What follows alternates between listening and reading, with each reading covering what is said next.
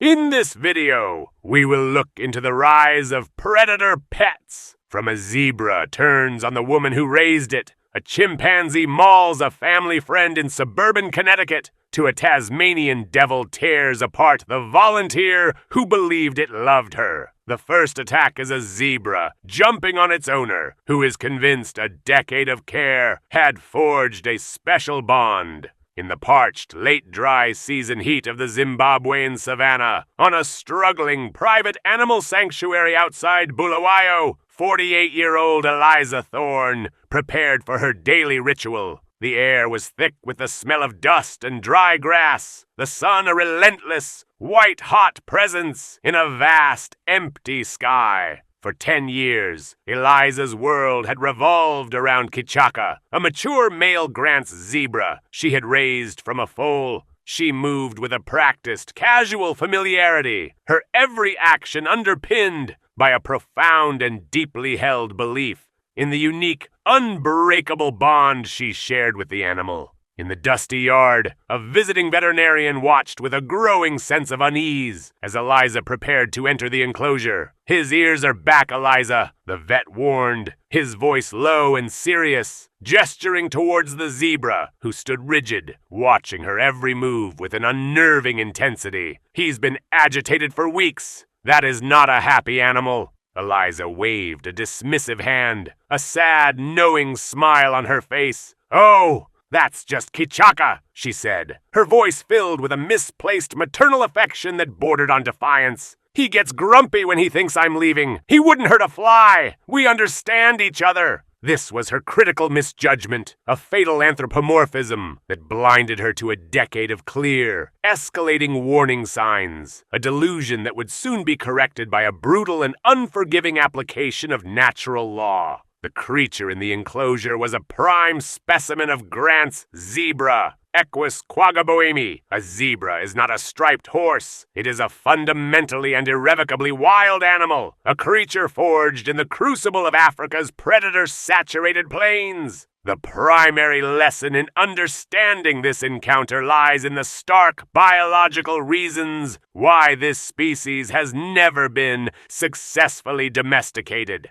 Unlike horses, which evolved in hierarchical herds, amenable to human leadership, zebras possess a flat social structure and a hair-trigger, explosive flight-or-fight response honed over 60 million years of evolution. Their bite, designed for tearing tough savanna grasses, can sever a human finger with the efficiency of a bolt cutter, and their powerful, accurate kick, a primary defense against lions, can deliver over 3,000 pounds of force per square inch, enough to crush a human skull. A forensic analysis of captive zebra behavior reveals that habituation is not domestication. An animal may learn to tolerate a human presence in exchange for food and security, but this is a fragile, conditional truce, not a bond of affection. The animal's genetic blueprint, its programming to react to perceived threats with immediate, overwhelming violence, remains perfectly intact. A loaded weapon waiting for a trigger. The foreshadowing of the attack was a 10-year-long history of willfully misinterpreted behavior. Kichaka's jealous nipping, which Eliza had always laughed off, was a low-level aggressive warning. His playful kicking of the fence was a territorial display. His habit of pinning his ears back was not a sign of a bad mood, but a clear, unambiguous signal of agitation and potential aggression. Eliza, filtering these classic signals of distress through the lens of her human emotional narrative, saw not a wild animal communicating its stress, but a pet expressing a complex, human-like personality. The critical decision was an act of misguided compassion. A tractor on a neighboring farm backfired, the sharp, percussive bang echoing across the dry landscape like a gunshot. Inside the enclosure, Kichaka startled violently, his body tensing, his ears swiveling in a state of high alert, his powerful muscles bunched and ready to explode. Eliza, seeing his panic, made a fatal choice based on her delusion. Believing her presence would be a comfort, a reassurance to her child, she unlatched the gate and stepped inside to calm him down. This act, meant as a gesture of love, was a catastrophic violation of every rule of animal handling. She was inserting her soft, fragile body into the immediate, confined space of a panicked, 1,000-pound animal whose entire nervous system was screaming danger. From Kichaka's perspective, the world had just exploded in a threatening alien sound. His adrenal system was flooded, his instincts on a knife's edge. The sudden appearance of the familiar human figure inside his enclosure at this precise moment of extreme stress was not a source of comfort. It was the immediate, tangible focus of his terror. He was cornered, and she was the closest, most immediate object in his environment. The attack was an instantaneous, explosive reaction. There was no charge, no aggressive display. One instant, Eliza was reaching out, her voice a soft, cooing murmur. The next, he pivoted, a blur of black and white, his head snaked out with the speed of a striking reptile. In that instant, his jaws clamped down on her hand. The pressure was immense, a crushing, grinding force. She heard a series of sharp, distinct cracks as the bones of her thumb shattered like brittle twigs. Then,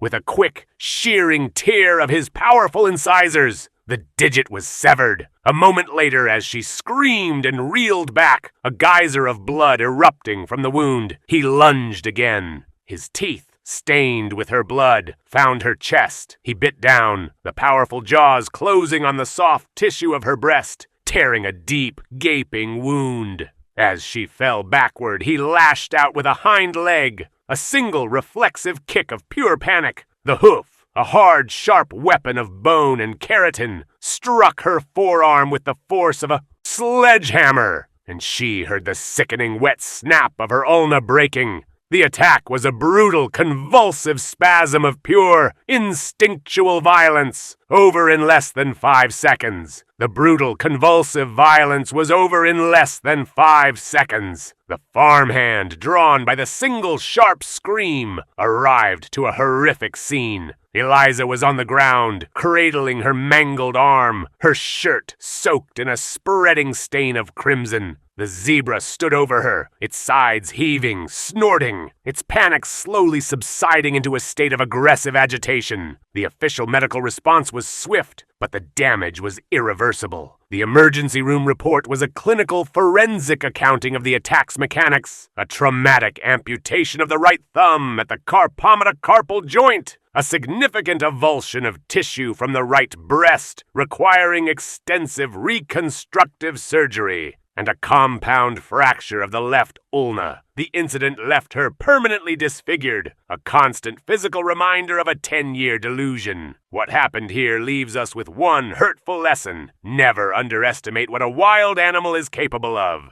The belief that you have a special bond is a dangerous illusion, one that shattered for Eliza Thorne in a matter of seconds. An expert in exotic animal behavior would later state that a pet, wild animal is a dangerous and arrogant contradiction in terms. 10 years of peaceful cohabitation is not proof of a bond. It is a 10-year lucky streak that can end in a single violent instant. The attack on Eliza Thorne was not an act of betrayal by a beloved pet. It was a predictable biological reaction from a wild animal that was pushed past its breaking point. Her life-altering injuries are a permanent forensic record of a dangerous illusion. A brutal testament to the fact that you can take the zebra out of the wild, but you can never, under any circumstances, take the wild out of the zebra.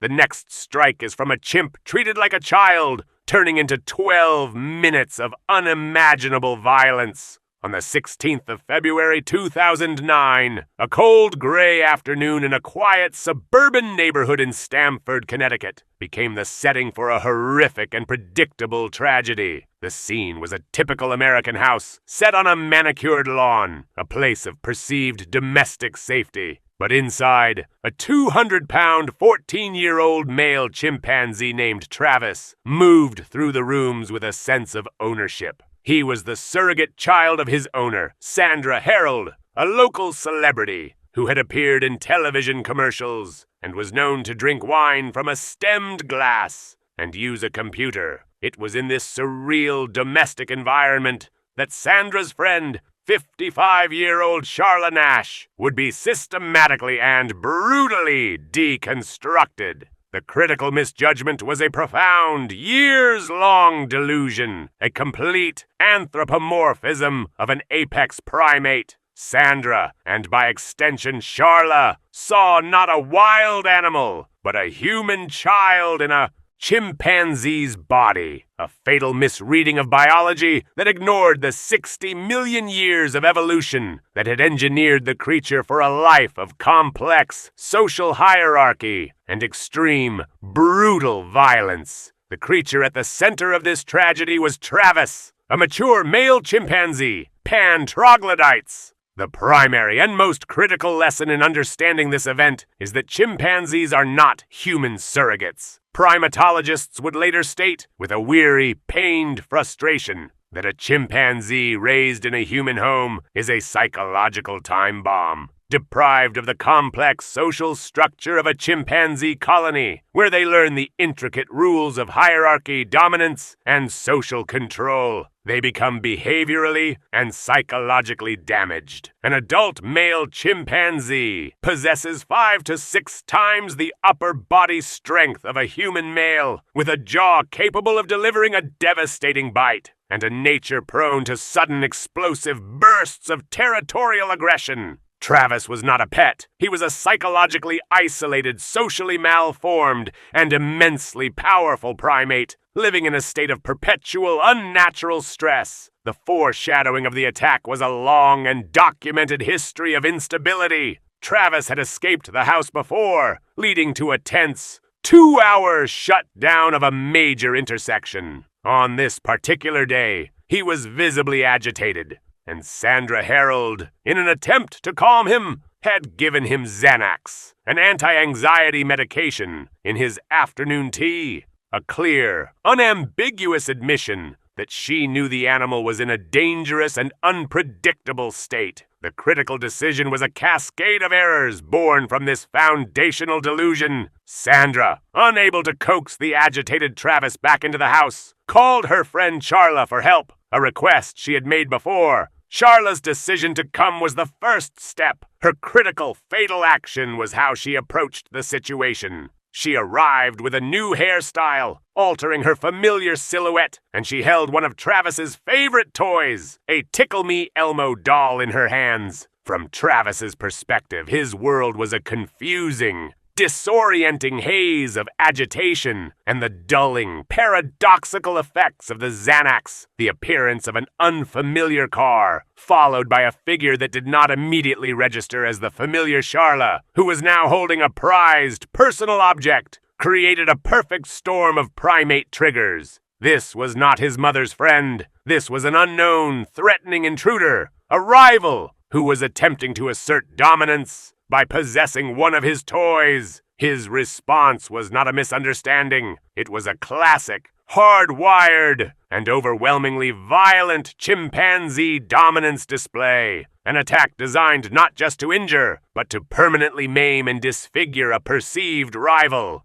The attack was a prolonged, 12-minute, and systematic deconstruction of a human being. The strike was instantaneous. The instant Charla stepped out of her car, Travis lunged. There was no warning display. One moment she was standing. The next, 200 pounds of furious muscle slammed into her, driving her to the ground. Then the attack began. A chimpanzee's attack is a terrifyingly intimate and focused act of violence. It targets the parts of a rival that are most essential to social interaction and fighting: the hands and the face. His jaws closed on her hand, the long canines punching through flesh and bone, and with a series of violent, wrenching twists, he began to literally tear her hands from her body. As the mauling progressed, a frantic and horrified Sandra Harold called 911. Her words, captured on the audio recording, are a chilling, real-time narration of the horror. He's eating her. He's ripping her apart. You need to shoot him. She tried to intervene, first striking the chimp with a shovel, then stabbing him with a butcher knife. The blows had no effect. A second critical lesson is the sheer, overwhelming power of an adult chimpanzee. The tools of human violence were useless against the animal's primal, adrenaline-fueled rage. The attack continued. After destroying her hands, Travis turned his attention to her face. With a combination of bites and powerful tearing motions with his hands, he began to systematically remove her facial features, her nose, her lips, her eyelids, crushing the underlying bone structure of her face in the process. The aftermath was a scene of surreal, suburban horror. When the first police officer arrived, he was met by the sight of Travis, now covered in blood, calmly walking towards the police cruiser. The chimpanzee, seeing the officer inside, pulled on the locked door handle, then smashed the side view mirror.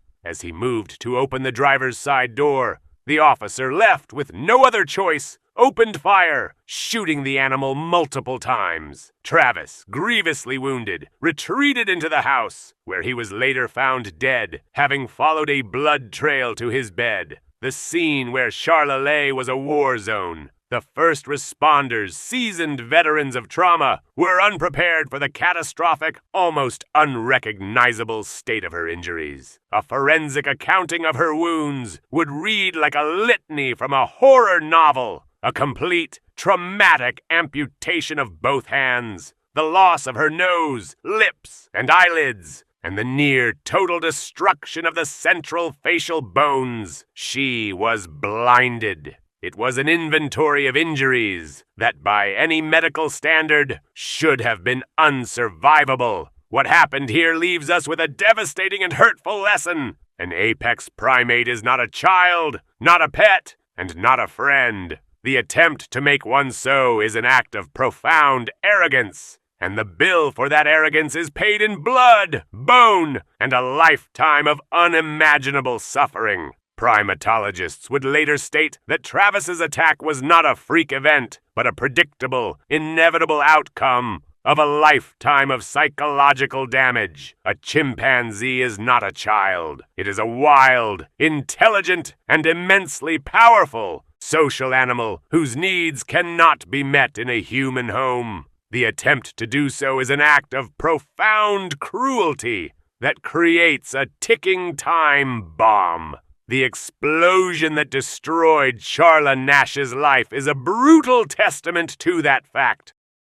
Coming up is a vlogger chasing clicks in the Everglades to meet his end given by a waiting alligator. On September 3rd, 2025, a clear morning in the Florida Everglades gave way to a punishing humidity. The air was a thick, wet blanket clinging to skin and clothes, making every breath feel like a chore. Light slanted through the cypress trees, dappling the murky water of a slow-moving channel. It was the kind of morning where the only sounds were the chirping of crickets and the low, guttural croak of bullfrogs, a false sense of peace in a landscape that never truly rested. Leo Vance, 32, was an online personality whose brand was built on a calculated recklessness. His channel, Outlaw Adventures, was a highlight reel of him doing what most wouldn't, handling venomous snakes, free climbing cliffs without a harness, and in this case wading into the known territories of apex predators. His audience, now over 2 million strong,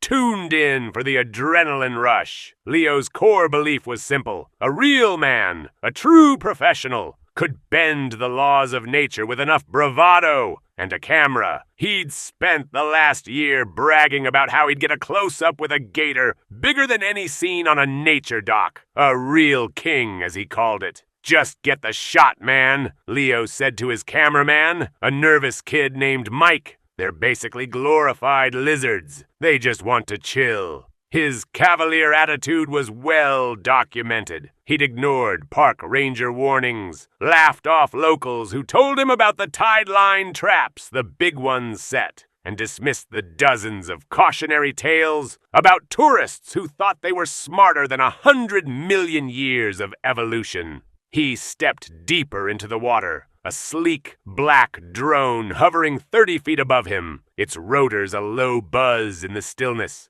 "Look at this guy," Leo narrated into the lavalier Mike clipped to his shirt. Been here 10 minutes, and not a single monster in sight. Just a whole lot of nothing. He wasn't wrong. The channel seemed empty, but in the deep black water, a predator's eyes were open. The American alligator, Alligator mississippiensis, is a biological marvel of ancient engineering. A full-grown male, like the one watching Leo, can exceed 14 feet and weigh over 1,000 pounds. Its jaws are a weapon of raw, compressed power, with a bite force of over 2,900 pounds per square inch. Its skull and musculature are designed for one purpose: clamping down. Its hunting strategy is a textbook case of patient ambush. It floats just below the surface, its eyes and nostrils the only parts breaking the plane of the water. A piece of floating driftwood. It hunts with an almost perfect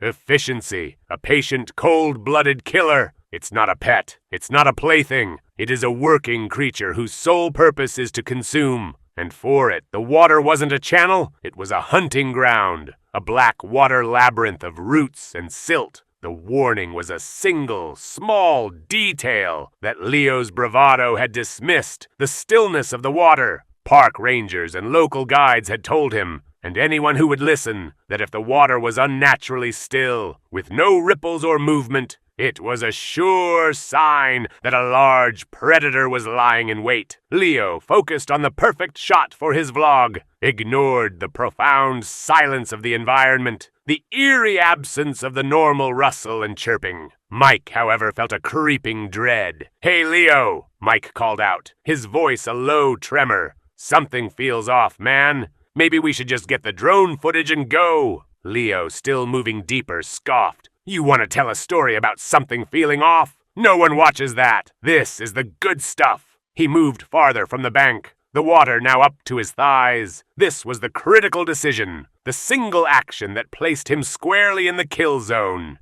His need for spectacle, for a new high for his audience, had blinded him to the basic laws of survival. His character trait, his arrogant dismissal of risk, had become his critical misjudgment. From the alligator's perspective, the world was a different place. The drone was a distant hum, a noise that didn't register as a threat. The man was a warm shape, a vibration in the water. The alligator's lateral line, a sensory system running along its body, picked up the slightest ripple, the smallest displacement of water. It was an alarm bell, a dinner chime. The gator's body, coiled and dormant beneath the surface, felt the water move. It knew the moment the man's weight shifted, the precise angle of his leg. It was not a creature of emotion, but of pure mechanical hunger. The strike was sudden, without a sound. It was an explosive surge of water and muscle. The alligator didn't lunge. It uncoiled. The movement was a blur, a sudden eruption of violent primal force. One moment the water was calm. The next, it exploded in a chaotic maelstrom of foam and mud. The gator's head, armored and immense, launched from the water. Its jaws snapped shut on Leo's left leg, a sound like a wet branch cracking. The force was crushing, not a tear, but a compacting squeeze. It was a lock and seal, a vice. Bone and muscle turned to mush. The animal's body shifted, twisting.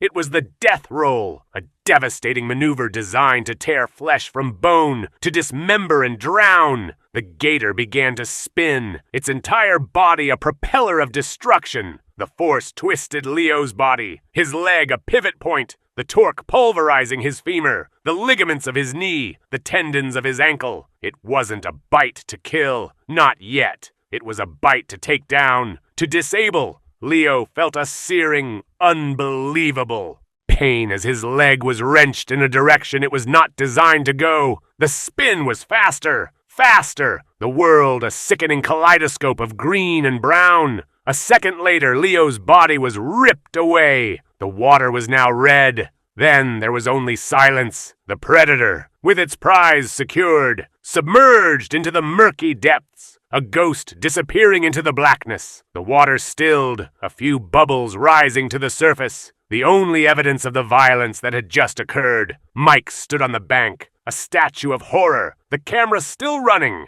capturing the empty space where his friend had just been. The authorities arrived within an hour, a team of park rangers and a search and rescue unit. They found the camera, its lens still recording the last moments, but there was no sign of Leo. A forensic investigation of the area revealed a single shredded shoe and a few pieces of fabric snagged on a submerged root. Autopsy reports later identified the remains as consistent with an alligator's signature attack: blunt force trauma, massive internal organ damage, and dismemberment consistent with a death roll. The medical examiner's report was chillingly clinical, listing the catastrophic injuries: crushed femoral artery, multiple compound fractures of the tibia and fibula, complete separation of the knee joint. The impact on his family was profound, a sudden and brutal end to a life lived on camera. The online community, which had once cheered his dangerous stunts, now watched the grim aftermath in stunned silence. The Outlaw Adventures channel went dark, a memorial to a man who thought he could outsmart nature. What happened here leaves us with one permanent warning,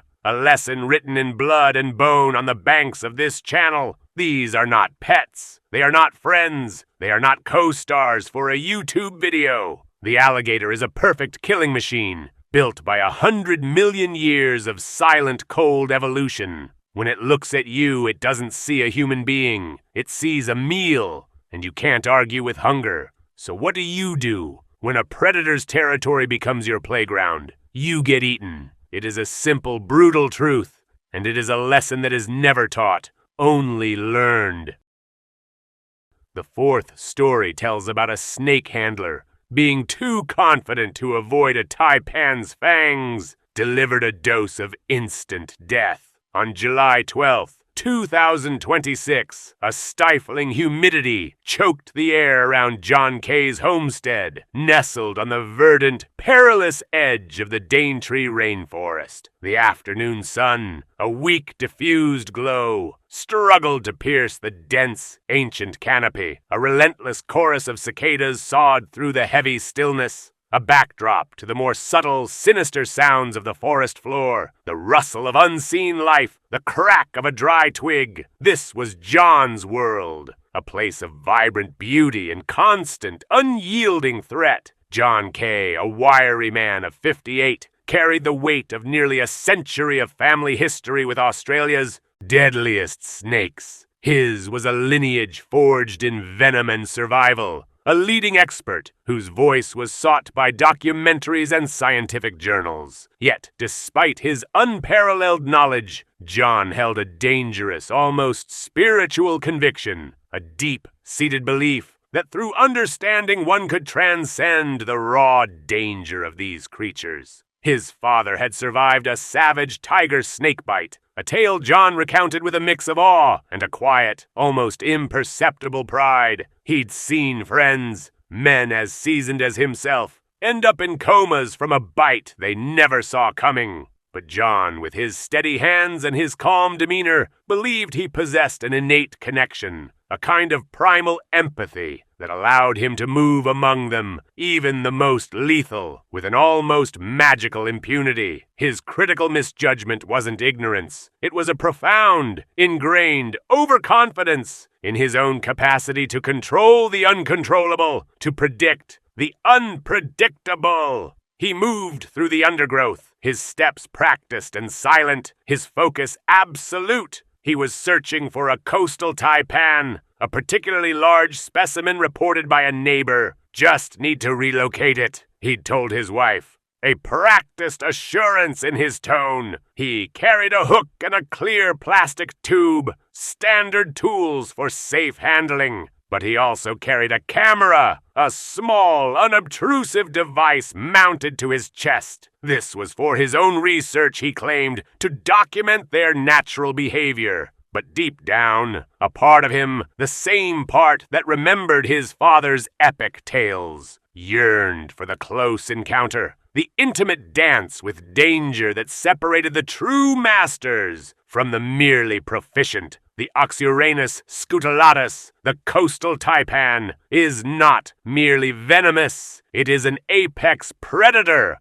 of the reptilian world. This particular male, nearly 8 feet long and thicker than a man's forearm, was a sleek, living weapon. Its scales, a rich olive brown, rendered it almost invisible against the damp earth and decaying leaves. Its venom, a complex cocktail of neurotoxins, hemotoxins, and myotoxins, acts with terrifying speed, shutting down nerve signals, obliterating red blood cells, and dissolving muscle tissue. A single defensive strike, delivering up to 120 milligrams of venom, is more than enough to achieve its objective. Its fangs, fixed at the front of its mouth, are designed for rapid, deep penetration and instant venom delivery. This snake does not bluff. It does not warn. It strikes. John had received the warning less than a week prior. Old Man Henderson, a crusty cane farmer who'd lived in the region his entire 80 years, had found the taipan coiled near his shed. "Big bastard, K?" Henderson had rasped over the phone. "Real pissed off. Saw it coil twice, fella. Don't go messing with it barehanded like your old man used to. That's a real killer." John had just chuckled. "Thanks, Hendo. I know my business." He considered Henderson's advice archaic, born of fear, not understanding. To John, a coiled snake was a defensive snake, not an aggressive one. He interpreted its behavior through his own lens of empathy, not through its biological imperative. He found it under a tangle of exposed roots, a network of fibrous conduits anchoring an ancient fig tree. The taipan was a dark, unmoving shadow, almost perfectly camouflaged. John, however, saw it. He always saw them. He knelt slowly, deliberately, 20 feet away. He unclipped the camera, positioning it on a small tripod, angling it for the perfect shot. He then removed his leather handling gloves. His critical decision was not merely to approach, but to strip himself of the primary protection, an act born of his deepest conviction. "Show respect," he often preached. "Move with intention, and they'll feel it." He believed this action would convey a non-threat. It was a fatal misinterpretation of a predator's primitive brain. From the taipan's perspective, the world was a mosaic of light and shadow, scent and vibration. The air, warm and still, carried the faint musky odor of the human. Its flicker tongue gathered chemosensory data, analyzing every molecule. Its scales, pressed against the cool, damp earth, registered the subtle vibrations of John's approach. The movement was slow, but it was sustained. The shadow fell. The large, warm shape, a potential threat, continued to intrude. Its instincts were clear. Defend. The absence of aggression in its own nature was irrelevant. This was an invasion. This was danger. The strike was a kinetic whip. It was not a slow lunge. It was a blur of muscle, a compacted spring released with violent force. The snake's head, an olive-dark projectile, punched through the air, covering the 6 feet between them in a flash. It hit John's left forearm. Not a slash, not a rake. It was a targeted driving puncture. 2 needle fangs sunk deep into the flesh. Near the ulna, it was a rapid pulse of injected venom. The snake's jaw muscles flexed. A lock, it drove the toxins inward. Then, with an equal terrifying speed, it recoiled, melting back into the shadows beneath the roots. The entire event lasted less than a single, agonizing second. John staggered back, a choked gasp escaping his lips. A searing pain erupted in his forearm, a liquid fire spreading rapidly from the 2 tiny, bleeding punctures. His vision swam. The cicada's song seemed to crescendo, then fade into a dull roar. His legs wobbled. He felt a sudden, profound weakness, an overwhelming urge to collapse. The venom, a sophisticated biological weapon, was already moving through his bloodstream, targeting nerve endings, disrupting blood coagulation. He tried to speak, but his tongue felt thick, uncooperative. His hand, the same hand that had just reached out in misguided confidence, began to tremor uncontrollably.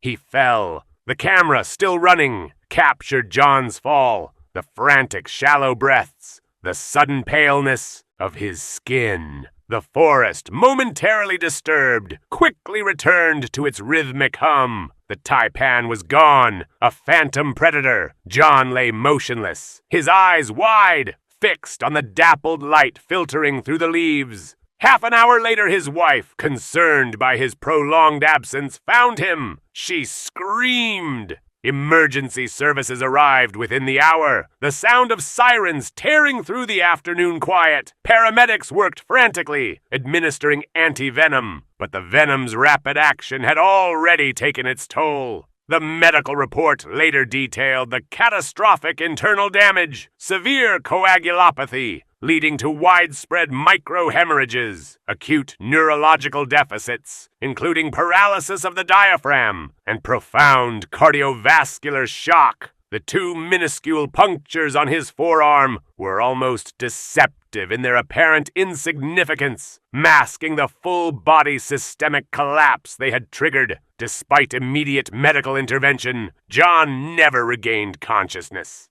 He was declared deceased at the hospital, the cause of death officially listed as cardiorespiratory arrest due to taipan envenomation. The K family, for generations, the embodiment of defiance against Australia's deadliest snakes, was irrevocably broken.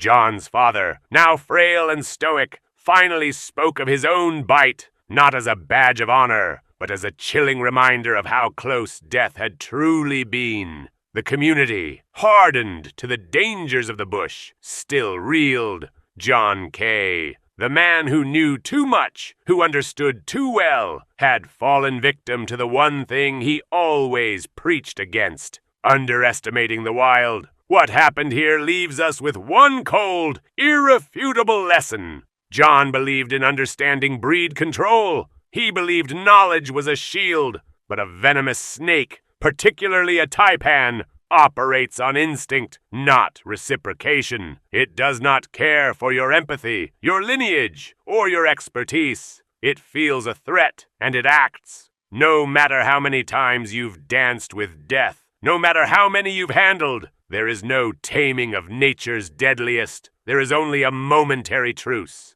And if you drop your guard, if you allow hubris to blind you to the raw, untamed power of these creatures, then the price, as John K. tragically learned, is absolute. Some lines once crossed cannot be uncrossed. Some warnings once ignored carry an irreversible consequence.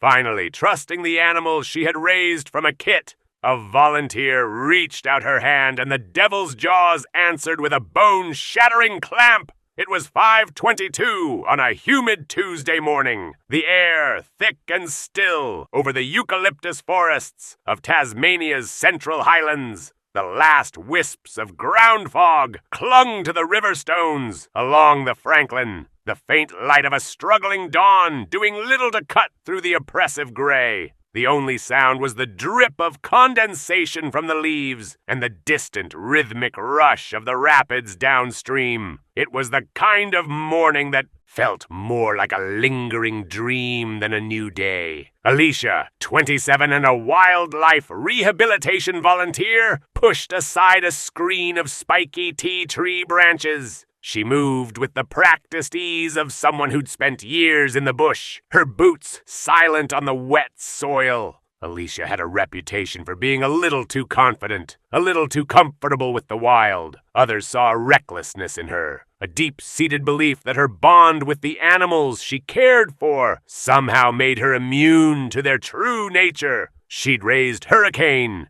a Tasmanian devil kit, from a fragile pinky, feeding him with a syringe, watching him grow from a clumsy fuzzball to a sleek, muscular adolescent. She knew his cute, waddling gait, his high-pitched squeals. She knew his name. She knew, or thought she knew, the animal. But Hurricane was not a pet. He was a wild animal, a devil, and a devil doesn't forget. The Tasmanian devil, Sarcophagus heresy, is an apex predator by nature, a compact engine of bone-crushing force. Adults stand about a foot high and weigh up to 20 pounds. Their stocky, muscular bodies built for short, explosive bursts of power. But the true weapon, the one that sets them apart in the animal kingdom, is their jaw. The devil's bite force has been measured at over 150 pounds per square inch, the strongest of any land carnivore relative to its size. Their teeth, shaped like miniature shears and cleavers, are designed to crack bone and tear through gristle with devastating efficiency. The jaw hinges allow for a wider gape, enabling them to exert this immense pressure over a broad surface area. They hunt with an unthinking fury, a berserker rage that overrides any sense of pain or fear. They lock on, and they don't let go, twisting and tearing until the job is done. A forensic lesson often taught to first responders is that the devil's bite is not a single puncture. It's a pulverizing clamp, followed by a shearing twist. Alicia watched Hurricane nose at a rotting log. His movements were quick, erratic, a low growl rumbling in his chest. A ranger had warned her just yesterday, his voice a low, gravelly drone. That devil's not a kid anymore, Alicia. He's going through the change. You see how he's getting that look in his eye? That's territoriality. He'll see you as a threat, not a friend. She'd brushed it off with a laugh, a flick of her wrist. He's my boy, she'd said. He knows me. The ranger just shook his head, a finality in his silence. Now Hurricane's ears were flattened against his skull. His head was down. He stopped, nosing the log. The ground was soft and marshy. The air hung thick with the scent of wet earth and decay. The tension was palpable. The air felt charged, and Alicia felt her heart rate quicken. She knew something was wrong, but she didn't leave. Her mistake was one of familiarity, a fatal miscalculation born of misplaced affection. She saw a moment to reconnect, to show the camera, to show the world that a bond could exist. She took 2 steps forward, a hand extended. Hurricane, come on, buddy. Hey, she said softly, her voice an attempt at calm. This was the moment. The camera, still rolling, captured her outstretched hand, a textbook example of what not to do. This was the moment her bravado became her coffin. From Hurricane's perspective, the world was a grid of scent and vibration. He wasn't a pet. He was a machine of primal instinct. The smell of Alicia's hand, the familiar scent of her skin, was overlaid with a new, alien signature. The metallic tang of the camera, the static hum of its electronics, the sound of her boots on the wet earth, a rhythmic thump, was an invasion of his territory, a threat to his survival. His pupils were slits, his vision an indistinct blur of shapes and shadows. But his nose, his ears, they were a high-definition map of the world. He smelled her, not as his friend, but as a large, encroaching presence. He heard the rustle of her clothing. His low, throaty growl deepened, a guttural warning. He wasn't a pet. He was a hunter. He was defending his ground. He was a devil. Hurricane didn't lunge. He didn't pounce. He exploded. The sound was a jarring crack of bone and a wet, tearing rip. There was no warning, no hesitation, just the sudden violence of a spring-loaded trap. His bite came with the speed of a snapping vise, a single deliberate strike. The teeth, honed for butchery, perforated the delicate skin of her hand, the force of the clamp shattering the fine bones of her metacarpals in a muffled pop. The initial shock was not pain, but a profound numbness. The world narrowed to a single point, the vice grip clamp on her hand. Then came the twisting.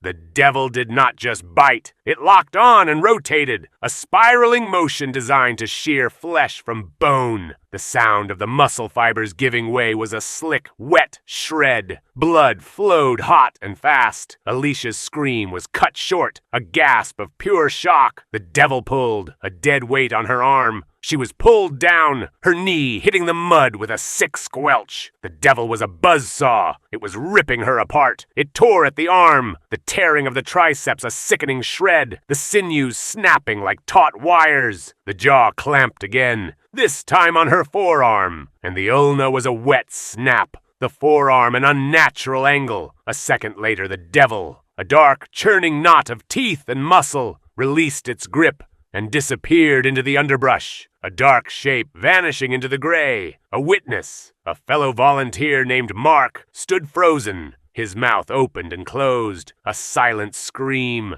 The air was still. Then a thick silence. Mark's eyes, wide with disbelief, registered the scene. Alicia's body lay half submerged in the mud, her arm a mangled, unrecognizable mess. He fumbled for his radio, his voice a frantic stammer. "We need a medic now, it's Alicia. Jesus Christ, it's bad." The official report, filed at 0711, was clinical. The Tasmanian Parks and Wildlife Service, along with paramedics, arrived at the scene. The medical examiner's report would later describe catastrophic injuries to the right arm and hand. The hand was shattered, the bones crushed into fragments. The forearm suffered a compound fracture with significant avulsion and tearing of muscle tissue. The pattern of the injuries was consistent with the powerful bite and rotational tearing motion specific to a Tasmanian devil attack. The conclusion was swift and stark. The sheer force and the precise mechanical nature of the attack left no room for survival.